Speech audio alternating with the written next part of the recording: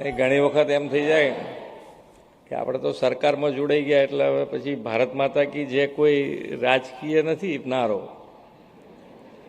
એ દેશ પ્રેમ છે આપણો. જોરથી બોલાય ને, ભારત માતા કી.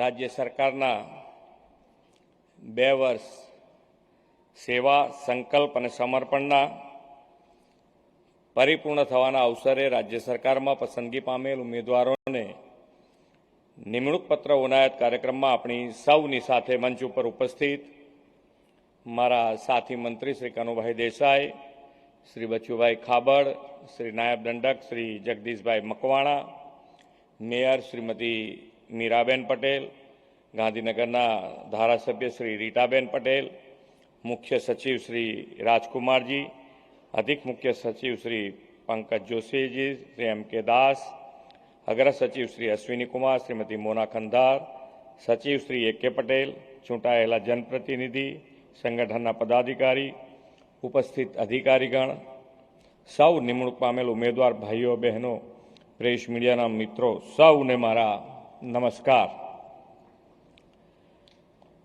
વિશ્વ નેતા અને યશસ્વી વડાપ્રધાન શ્રી નરેન્દ્રભાઈ મોદીએ વિકાસની રાજનીતિનો ઇતિહાસ રચ્યો છે. ગુજરાતની જનતા જનાર્દને આ વિકાસની રાજનીતિને આપેલા પ્રચંડ સમર્થનની રચાયેલી આપણી રાજ્ય સરકારના શાસનના સેવાદાયિત્વના 2 વર્ષ આજે પૂર્ણ થયા છે. આપ સૌએ મૂકેલા વિશ્વાસનો અમે નતમસ્તક ઋણ સ્વીકાર કરીએ છીએ. આદરણીય મોદી સાહેબે આપેલા સૌના સાથ, સૌનો વિકાસ, સૌનો વિશ્વાસ અને સૌના પ્રયાસના મંત્રને આ 2 વર્ષ દરમિયાન સંનિષ્ઠપણે ચરિતાર્થ કરવાનો મેં અને મારી ટીમે પ્રયત્ન કર્યો છે.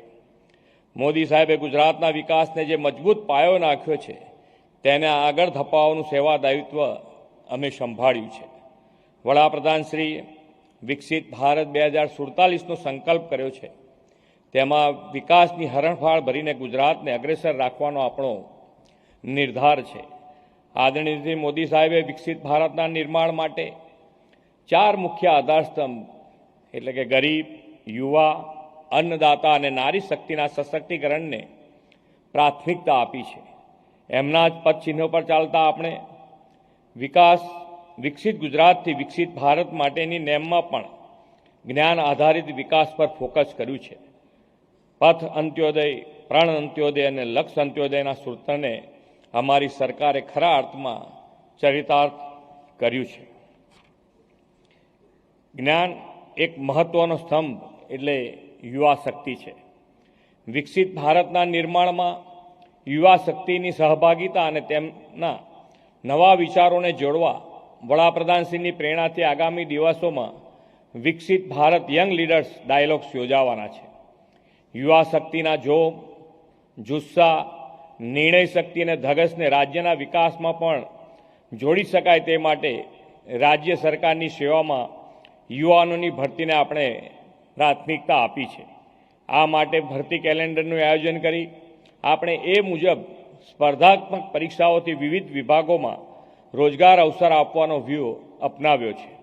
આજે એના પરિણામે રાજ્યની સેવામાં 580 જેટલી નવી યુવા શક્તિનું સામર્થ્ય મળ્યું છે. ટીમ ગુજરાતમાં હવે શહેરી વિકાસ, માર્ગ મકાન, પંચાયત અને સાયન્સ એન્ડ ટેકનોલોજી વિભાગમાં યુવા શક્તિઓનું યોગદાન જનસેવા કાર્યમાં મળતું થશે. ગુજરાતમાં વિકાસની જે નવી દિશા ખુલી છે તેના પરિણામે લોકોની અપેક્ષાઓ વધી છે. લોકોને હવે ટાઈમલી ડિલિવરી અને ટ્રાન્સપરન્ટ ગવર્નન્સ જોઈએ છે. આ માટે રાજ્ય સરકારના વિભાગો પણ સજ્જ થાય છે. ઉચ્ચ કૌશલ્ય ધરાવતા પ્રોફેશનલ્સની સેવાઓ સરકારમાં મળે તેવી રીતે ભરતી પ્રક્રિયા પણ હાથ ધરાય છે. આજે આપણા માટે આનંદની એટલા માટે વાત છે, અહીંયા બેઠેલા જેટલાને આજે સરકારી સેવામાં લાગવાના છે એ કોઈને ક્યાંય લાગવક કરવા નહીં જવું પડ્યું હોય. કોઈને જવું પડ્યું છે? જોરથી તો બોલો. એટલે તમારી કાબિલિયતને પૂરેપૂરું કેવી રીતે આગળ વધારી શકાય એના માટેના સરકારના પ્રયત્ન છે. માનનીય વડાપ્રધાનશ્રીએ આ મોટી સિદ્ધિ જો મેળવી હોય તો ટ્રાન્સપરન્સી, કોઈ પણ ભરતી હશે તો એમાં ટ્રાન્સપરન્સી છે, એના માટે થઈને આ વિશ્વાસ વધ્યો છે. આજે ઘણા જૂના હોય તો અમને કહે કે ભાઈ એક નોકરી તો અપાઈ દો ગમે તેમ કરીને, તો અમે એટલું કોન્ફિડન્સથી કહીએ છીએ કે સીએમને પોતાના દીકરાને નોકરીએ રાખવો હોય તોય હવે શક્ય નથી. આ ટ્રાન્સપરન્સી આવી છે. એટલે અમને અમારે જાત ઉપર વિશ્વાસ વધ્યો છે કે અમારે આમાં કોઈની લાગવક ચલાવવાની થતી નથી. અને થાય છે, તમે જુઓ અત્યારે જે પણ નોકરી તમે જેને પણ પૂછશો એને એમને એમ ગપ્પુ મારી દે વસ્તુ જુદી છે, પણ ક્યાંય કરતાં ક્યાંય કોઈની ભલામણથી કોઈ નોકરી મળતી નથી જ. આ એક મોટી માન્ય નરેન્દ્રભાઈએ જે વ્યવસ્થા ઊભી કરી છે અને એના પરિણામે આજે વિશ્વાસ પણ લોકોનો રોજબરોજ માન્ય નરેન્દ્રભાઈ ઉપર વધતો ગયો છે. શહેરો અને ગામડાની સુવિધા સુખાકારીમાં આત્મનિર્ભર ગુજરાતથી આત્મનિર્ભર ભારત તેમજ એક ભારત શ્રેષ્ઠ ભારતના મંત્ર સાથે વિકસિત ભારત વિકસિત ગુજરાતના સંકલ્પને સાકાર કરવા માટે આપણે અગ્રેસર રહેવાનું છે. કેન્દ્ર અને રાજ્ય સરકારની લોકકલ્યાણની યોજનાઓ ગ્રામીણ વ્યવસ્થાના છેવાડાના માનવી સુધી પહોંચાડવા સરકાર કટિબદ્ધ છે. પ્રજા કલ્યાણ યોજનાઓ 100% લાભ સામાન્ય માનવી સુધી સુપેરે પહોંચાડવામાં કર્મચારીઓનું યોગદાન ખૂબ જ મહત્વનું અને પાયારૂપ છે. આપ સૌ સક્રિય સહયોગથી વિકસિત ભારત 2047 માટે વિકસિત ગુજરાત બનાવવાનું છે. 2047નું વિકસિત ગુજરાત કેવું હશે, ત્યારે કેટલા સ્કેલનો કેટલી સ્પીડનો વિકાસ હશે તેનું આગવું વિઝન કંડારતો રોડ મેપ પણ આપણે તૈયાર કર્યો છે. 2047માં વિકસિત ગુજરાત માટે લિવિંગ વેલ અર્નિંગ વેલનો ધ્યેય રાખ્યો છે. આ ધ્યેયને સાકાર કરવાની સાથે વધી રહેલા શહેરીકરણમાં ભૌતિક સુખ સુવિધાઓની સાથે લોકોના ઇઝ ઓફ લિવિંગ માટે શહેરોને માળખાકીય વિકાસ કરી રહ્યા છીએ. આ માટે આગામી 2 વર્ષમાં નગરપાલિકાઓમાં ક્લસ્ટર અભિગમથી વેસ્ટ ટુ એનર્જી પ્લાન્ટ બનાવવામાં આવશે. તેનાથી શહેરો તથા ગામડાઓમાં કચરાઓનો યોગ્ય નિકાલ થશે. શહેરોમાં ભૂગર્ભ ગટરના સુચારુ સંચાલન માટે આજે 16 નગરપાલિકાને ઇમરજન્સી રિસ્પોન્સ સેનિટેશન યુનિટ હેઠળ 15 જેટિંગ કમ સક્શન મશીન અને 24 ડિસિલ્ડિંગ મશીનની આપણે ફાળવણી કરી રહ્યા છીએ.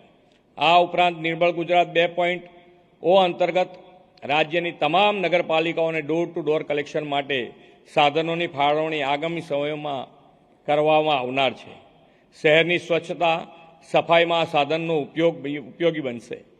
વડાપ્રધાન શ્રી નરેન્દ્રભાઈએ 2047માં વિકસિત રાષ્ટ્ર બનાવવાનો સંકલ્પ આપ્યો છે અને 2047 સુધીના આ સમયગાળાને કર્તવ્યકાળ કહ્યો છે. આપ સૌ રાજ્યના લોકોની સેવા કરવાની, કર્તવ્ય નિભાવવાની તક કર્તવ્યકાળમાં મળી છે.